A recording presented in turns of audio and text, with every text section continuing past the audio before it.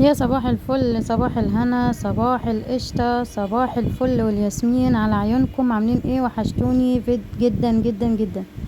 فيديو جديد وروتين جديد. النهارده جايه لكم بفيديو جديد وروتين جديد. عايزاكم بس تحطوا لايك للفيديو.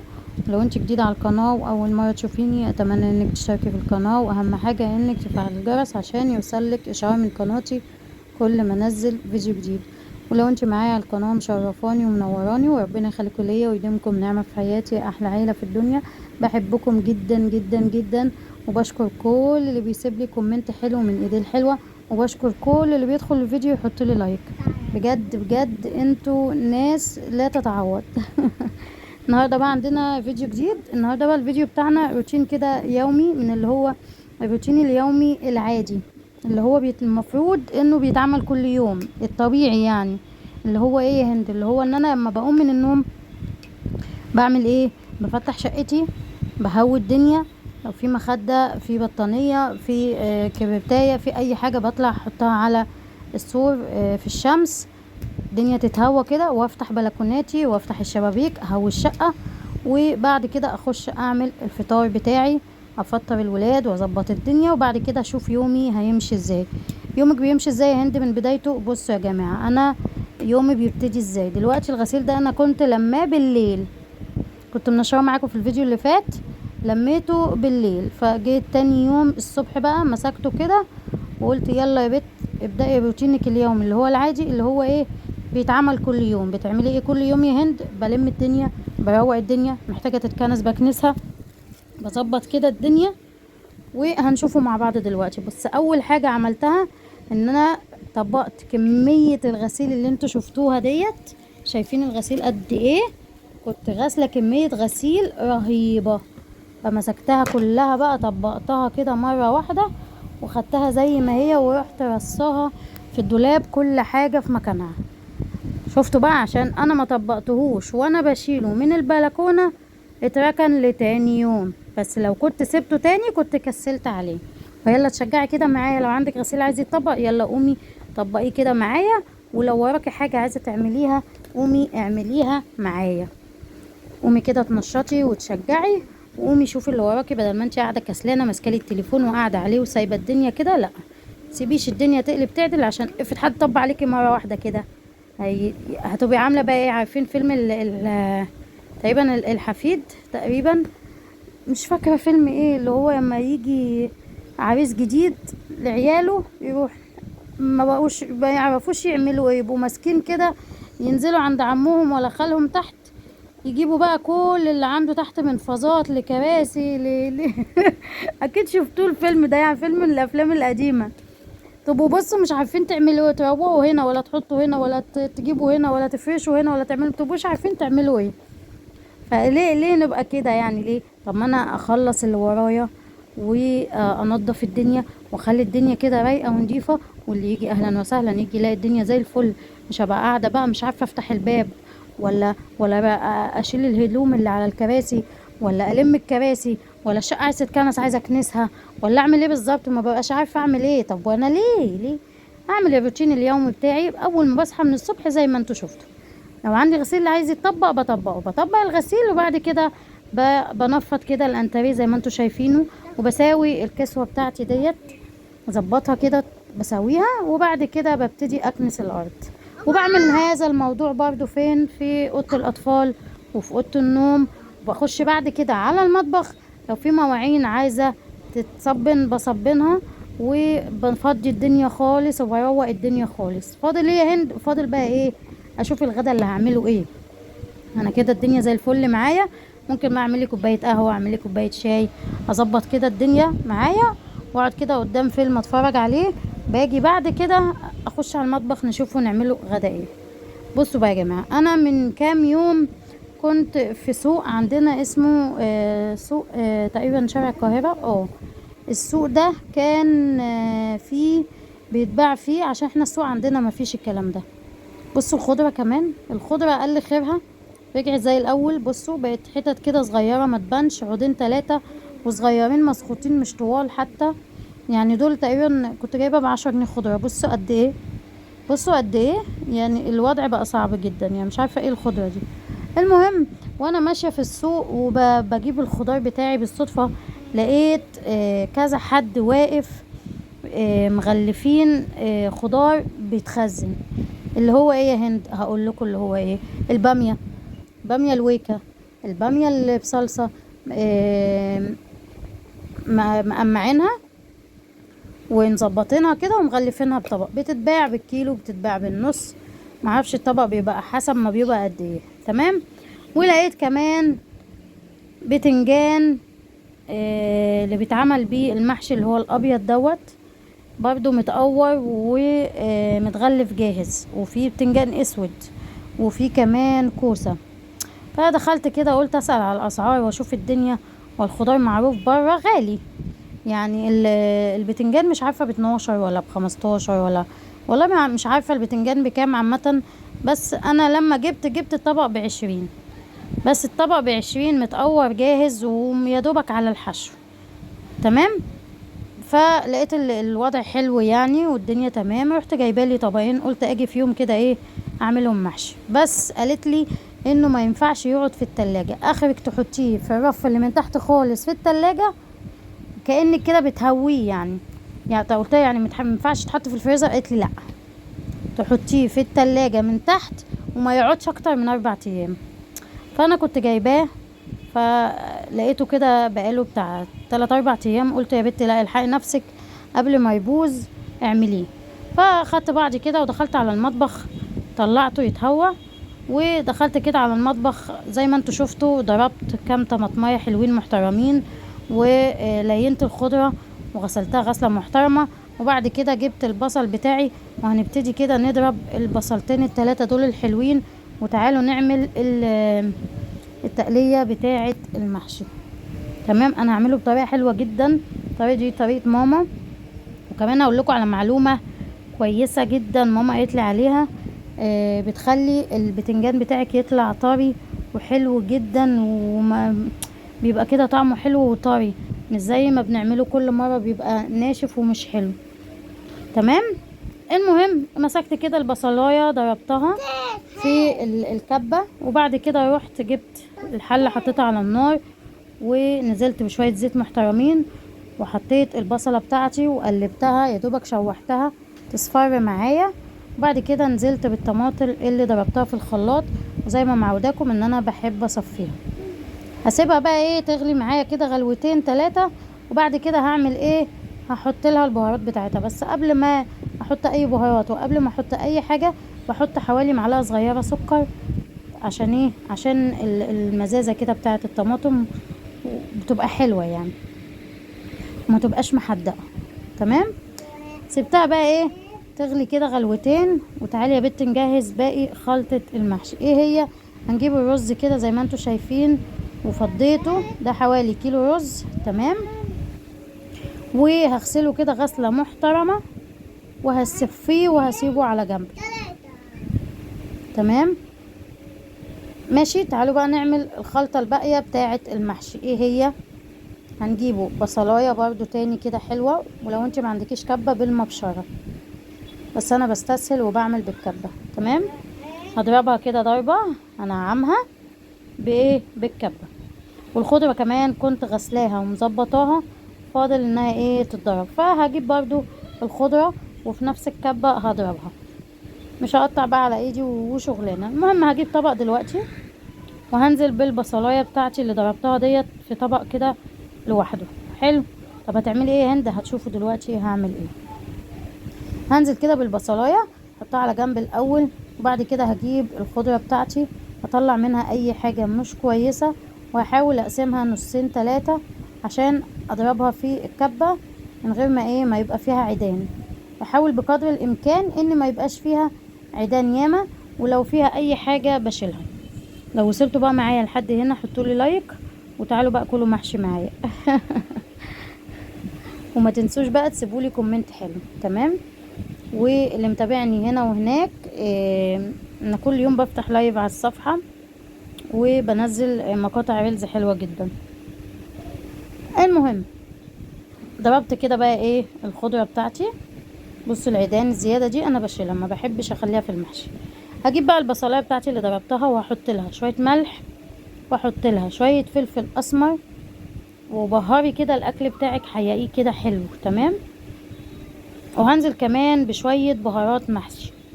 الكيس ده بيتجاب من عند العطار، حلو جدا، بيبقى شامل كل البهارات. ونزلت كمان بشويه كمون. هقلب ده كله كده بايدي، وبعد كده هنزل بالخضره بتاعتي. حلو زي الفل. هقلب كمان الخضره مع البصله اللي قلبتها، وبعد كده هنزل بالرز زي الفل. هقلب بقى كل ده مع بعضه، وبرده هحيقه. يعني انا كل ده لسه ما حيقتش برده التحييقه الحلوه، فهحيق الرز لوحده، وبعد كده هنحيق الصلصه. الصلصه اهي خلاص اتسبكت معايا. نزلت بشويه بهارات محشي، ونزلت بشويه كمون، وشويه فلفل اسمر، وشويه كزبره، ورشه ملح. دي البهارات بتاعتنا. وهحط كمان مكعب مرقه. زي الفل زي الفل. قلب بقى كده تقليبه حلوه للطماطم بتاعتي، ويا دوبك تغلي غلوه هطفي عليها. بقيت جاهزه معايا، هي كده جاهزه معايا. انا بحب احط البهارات بتاعتي والحاجه بتاعتي بعد ما تتسبك، عشان تبقى ايه واخده طعمها كده حلو حلو. تعالوا بقى ايه نجيبوا الرز بتاعنا. وادي المحشي بتاعي غسلته غسله معتبره. ان انا برضو مش ضامنه، انا يعني انا جايباه متنضف وكل حاجه، بس برضو ايه غسلته لينته شويه، وغسلته ودعكته كده بايدي ظبطته يعني. هنزل بقى بالصلصه بتاعتي على الرز. حلو. وهبتدي اقلب بقى ايه كل ده مع بعضه. هحط لها شويه زيت، واحط لها شويه بهارات محشي تاني، احيقها تاني تحيقه كده محترمه، وكده تبقى الحشوه بتاعه البتنجان بتاعي جاهزه. قلبيها بس كويس، خلي الصلصه بتاعتك تيجي في كل الرز بتاعك. ادي البتنجان بتاعي اهو. دول طبقين، هو المفروض الطبق كيلو، بس هو ما يجيش كيلو يعني. تمام. جبت بقى الحله بتاعتي، نفس الحله اللي كنت عامله فيها الصلصه. فضيت شويه الصلصه اللي باقيين، وهقول لكم هعمل بيهم ايه. تمام. وقطعت بصلايه وطماطمايه وحطيتهم كده في القعر من تحت، وشويه زيت. هتعملي ايه يا هند؟ هبتدي بقى ايه احشي البتنجان بتاعي. وانا من النوع اللي لما بحشي البتنجان ما بحطش كده وخلاص، لا بحب ارصه. كنت متعوده كده مع ماما، وماما نفس الوضع لحد دلوقتي بتعمل نفس الوضع. تعمل ايه؟ بترصه. ببتدي كده اخده رصه كده داير ما يدور، وبعد كده اروح حاطه فوقيه برضو داير ما يدور. بصوا بالشكل ده اهو. دخلي الرز كويس جوه، عشان جوه بيبقى فاضي، واملي 3/4، ما تمليش كلها، لان هي لما بتتسلق لما بيستوي الرز بيطلع لبره. فانت لو ملياه هتلاقي الرز بره ياما. لا ما تمليهاش، وخليها 3/4 كده. تمام. بصوا الكاميرا كانت كل شويه تتحرك مني عشان انا ما كنتش ظابطه الستاند. بصوا انا يعني الصيام بيحير في الاكل، فانا ما كنتش عارفه اعمل ايه. قلت كمان يا بنت ايه طلعي المحشي واعمليه برضو قبل ما يبوظ خساره. فمسكته كده زي ما انتوا شايفين، وعملت له الخلطه. واسهل حاجه حصلت في التاريخ اني جبته متقور جاهز، لان انتوا عارفيني في التقوير بيبقى وضعي ايه وعامله ازاي. ليه يا هندي؟ لان انا شوله، فلما باجي بقور بعكس المقوره، فايدي بتوجعني. حتى كان نفسي اجيب كوسه وما عرفتش اجيب، لقيتها غاليه. الكوسه بيقول لي كيلو، وانا ما حسيتهاش كيلو. تحس كده ان هي مش مكمله نص، متغلفه. وكمان ب35 جنيه. بس بقول لماما، قالت لي ما هي عشان غاليه، عشان الكوسه نفسها ب25 دلوقتي، فعشان كده بتتباع غاليه. فقلت لا خلاص بقى مش مشكله، خليها مره تاني. احنا نعمل المره دي بتنجان، ونحط كمان معاه فلفل. وبعد كده بقى اعمل ايه؟ ابقى اجيب مره جايه لما اعمل كده تاني ان شاء الله، اجيب بقى كوسه، واجيب ورق عنب كده. يعني بحب انوع انا بس كده. تمام. زي ما انتوا شايفين بقى انا اهو بحشي. طبعا مش هحشي كله معاكم، انا هعمل بس اول صف معاكم اللي هو اللي تحت ده، وبعد كده انا هكمل الحلل مع نفسي، هظبطها كده وهوريكم الشكل النهائي. بصوا انا باخدها داير ما يدور ازاي. في ناس بتعمل البتنجان بتوقفه، دي برضو فكرة كويسة، بس انا مش متعودة على كده. انا متعودة ان انا احطه داير ما يدور نايم كده، وهرصه في ظهر بعضه بالشكل ده زي ما انتوا شايفين. بص شكله حلو ازاي. ده كمان لما اخلص الحلة هيبقى شكله احلى كمان. جبت بقى حلة تاني وعملت فيها باقي الكمية. بصوا لما رصيته بقى اهو، بوريكم الحلة على نصها كده او 3/4، وانا بحشي باقي الحلة من فوق. بصوا برص فوقيها من الجناب اهو، وبعد كده بعمل في النص. ايدي بقى وجعتني من الرخامة لان الرخامة عندي عالية، فخدت بعضي كده وعلى البوتاجاز حطيت الخشبة بتاعتي، وحطيت عليها الحلة وحطيت عليها الطبق، وابتديت احشي وانا واقفة كده. الوضع كده اسهل عليا شوية عن الرخامة فوق لانها كانت عالية جدا. طلعت لي بقى كام واحدة كده، حسيت ان هما مش متقورين كويس. مسكت المعلقة وبقيت اطلع الزيادات، يعني هي يا دوبك سحبة منها سحبة كده وسايبة الباقي مش متقورة حلو. فانا بقيت اي زيادة اي حاجة بشيلها بالمعلقة زي ما انتوا شايفين. مش لسه بقى هجيب المقورة واوجع ايدي، لا انا بالمعلقة وابتديت كده اشيل الزيادات. فمعرفش يعني هي بقى، يعني انا مش هجيب منها تاني ان هي كده مش بتقور كويس، لاني معظم البتنجان لقيته نفس الوضع مش متقور كويس. معرفش بقى كله زيها ولا هي اللي بتعمل كده بس. انا اول مره اساسا اجيب بتنجان متقور يعني، او عامه كوسه متقوره. انا كل حاجه بعملها بايدي، بس لقيتها فرصه كده ولقيتها حاجه كويسه بالنسبه لي، لان ايدي بتوجعني جدا لما بعملها كده، فقلت يا بنت فرصه. بصوا خلصت بقى الحلتين بالشكل زي ما انتوا شايفين. والتركايه اللي قلت لكم عليها اللي هتخليه طالع معاكم طري وناعم وحلو وجميل كده، البتنجان اللي هي تسقيه ميه من الحنفيه عادي، مش ميه مغليه زي ما متعودين. طب ما انت يا هند بتعملي ميه مغليه. لا، انا جبت كده حوالي نص كوبايه ولينت فيها بس المكعب المرقه، وبعد كده نزلت بقى بشويه من الصلصه اللي كنت سايباهم على جنب. خدت منهم كده كام معلقه، وبعد كده زودت الميه بقى من الحنفيه، ونزلت بالبهارات بتاعتي: ملح، فلفل اسمر، كمون، شويه بهارات محشي. تمام.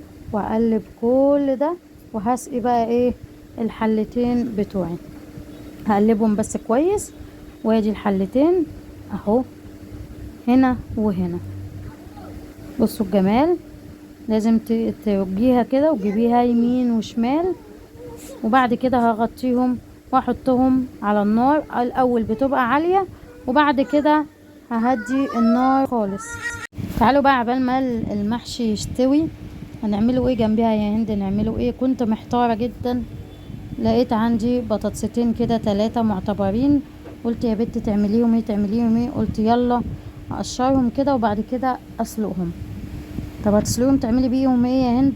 لقيت هعمل بيهم ان انا بعد ما يتسلقوا معايا هقلي شوية في الزيت، هقطعها كده عريض واقلي شوية وشوية هعملهم سلطة. طب سلطة ازاي هعملهم؟